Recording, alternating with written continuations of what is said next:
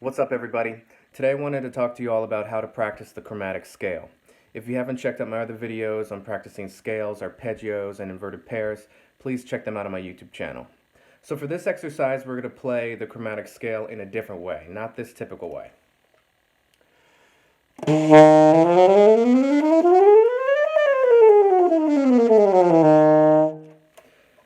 So that's the chromatic scale starting on concert E flat going up and down. What we're going to do this time is we're going to displace each of the chromatic pitches in different octaves. I got this tip from a lesson with Donny McCaslin. So let's take the first three notes. Just concert E flat, E, and F. That's normal, so now let's displace the octaves a bit.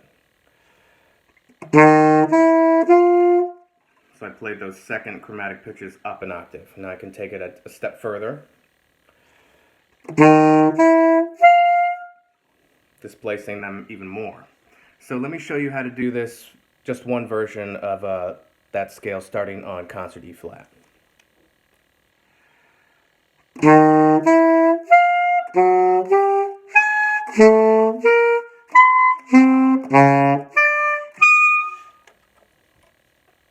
So that's one version of how you can do that. So try to explore some of the different possibilities you can do with this octave displacement exercise.